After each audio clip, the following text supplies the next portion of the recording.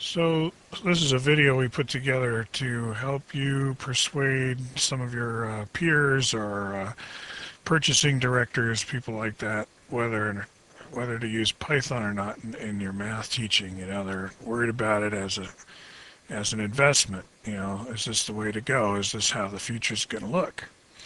Now, you're trying to say, yeah, this is one way to go. It's not the only way to go. Lots of other things we could be doing. We want to do something worthwhile though. So here we're showing what you would do in ordinary algebra, pre-computers. You would define functions, you'd define the idea of what is a function, then you'd give some example functions, and then you'd show what's called composition of functions, where you have this thing to compose, where you basically feed two functions into the composition function, which you can think of as an operation in itself.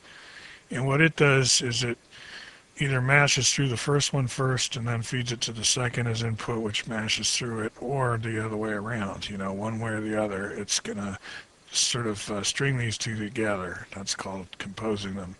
So here I'm showing how you can use Python to go through that usual segment. You know, this is not new. This is the old stuff that we've always taught, but now we have this executable environment or a language that self-executes. And so we can study these as kind of we would toys or machines. You know, we can build them and then play with them.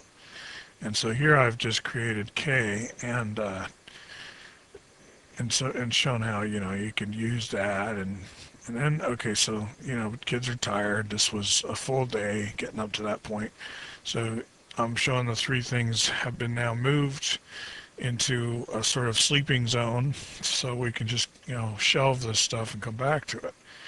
And calculators, although they have these magnetic strips and stuff, some of them, storage is not one of their strong points. So another thing you can tell your peers about why you want to use Python instead of calculator is you want to not start over every day. You know, you want to keep a growing library of stuff, easily, you know, readable stuff on a hard drive somewhere and come back to it and use it from year to year. It's actually going to save you time. So, and it's going to save your students time, because if you have an intranet and they have their own accounts, you get my drift, you know. Kids get this sense of building a portfolio, and that's what we're trying to do anyway in the paper world. So computers is continuous with what we're already doing. You can tell them that. Point is to avoid tremendous future shock here. So anyway, once you've stored your work, it's okay to then import it.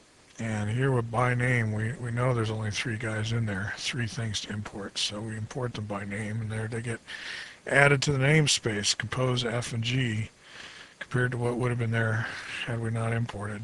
We're testing out that the F of 10, yeah, that works. Remember, that was x times x, so it's second powering. Now this shows, again, we're going further than we typically did with the calculator in doing a very literal, faithful to the original sort of transcription of pre-computer algebra, what we all say learned a decade and a half ago, 2 decades, depends, you know. I'm 49 at this point, 48, sorry, so it's a long time ago for me, but yeah, I remember it. I know this is how we talked.